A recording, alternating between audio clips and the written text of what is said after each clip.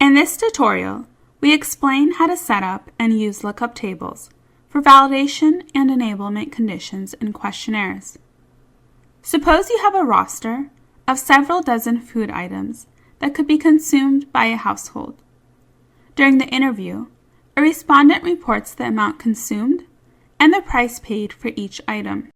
We want to validate that amounts are recorded in correct units and that the prices paid for a particular item falls within the expected bounds. One way to implement such validation would be to write a long condition that combines or and operators. These conditions are difficult to read, modify, and debug. When the number of food items in our example is large, writing validation conditions using logical operators is not possible.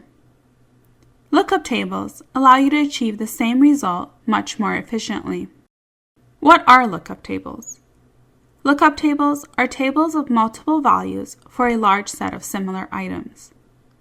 Lookup tables are used to simplify validation and enablement conditions. A questionnaire can refer to multiple lookup tables of various sizes. Each lookup table must have a unique name. The values from lookup tables can be accessed by specifying three coordinates: table name, row code, and column name. Lookup tables can be used to make sure the wage rate reported by the respondent corresponds to the wage structure of the respondent's occupation, validate that the GPS coordinate is recorded in a particular survey region, validate that the quantities of various food items are recorded in the right units, for example, liters for milk, kilograms for rice, and etc. Assert that yield per acre falls into expected bounds for each crop that the household grows. Lookup tables can be used to implement these validations. In a validation condition for a particular item, Survey Solutions finds the code of that item in the lookup table and uses the values in the corresponding row of the table for the validation. For example, if the code for diesel fuel is 201, the program will find the row for that code and use the upper and lower bounds specified for that item to validate the response to the price paid for diesel fuel. We will illustrate the process of implementing lookup tables by using a survey of fuel prices at different gas stations. The unit of the survey is a gas station. 4 kinds of fuel are monitored, and the fuel prices are expected to fall in the given ranges. We place this reference information into a tab-delimited file. For example, the lookup table can be created in a spreadsheet software.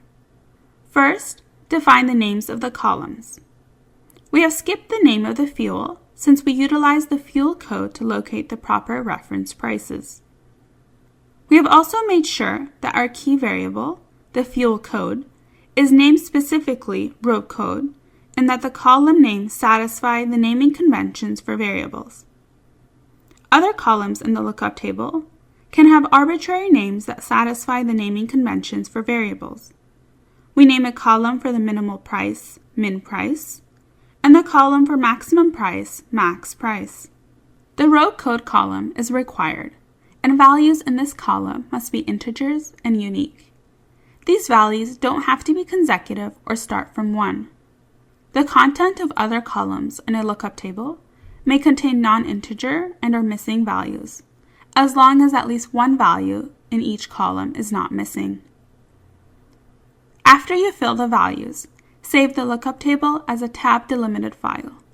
You might want to give the lookup table file a meaningful name, as a questionnaire could contain multiple lookup files. The next step is to upload the lookup table tab-delimited file to your questionnaire. In Designer, click on the lookup table icon on the toolbar on the left. Then, click on the Add New Lookup Table link. Next, click on the Select File link and choose the lookup file that you created and name it, for example, ref prices. We will illustrate the application of lookup tables with 2 examples. In the first example, respondents select the type of fuel used in the household and then enter the cost of that fuel in liters. We want to validate that the reported costs are within the corresponding bounds for the selected fuel. In a validation condition for a fuel price question, we enter an expression that uses a lookup table.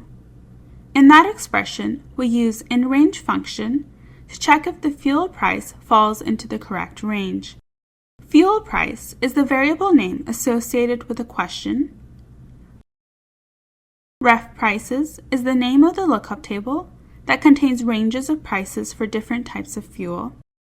Type of fuel is the variable name corresponding to a single choice question on the types of fuel. That question returns a numeric code for selected fuel. Lastly, specify an error message for this validation and save the question.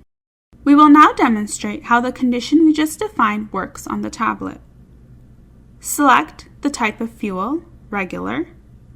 Now enter the price per liter of 1.5 or 2, which produces an error message that the entered value is out of range.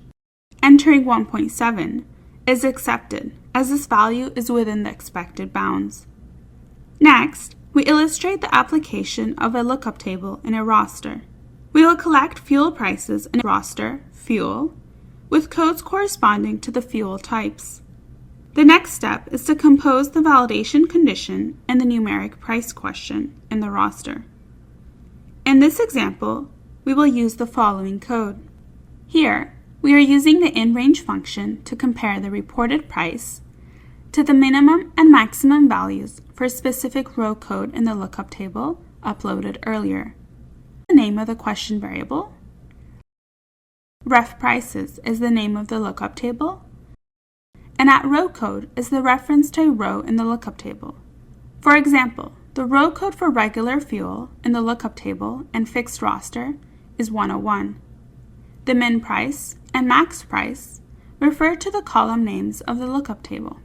We accompany the validation rule with an error message that will be displayed to an interviewer if the entered price is not in the interval of prices corresponding to that fuel type.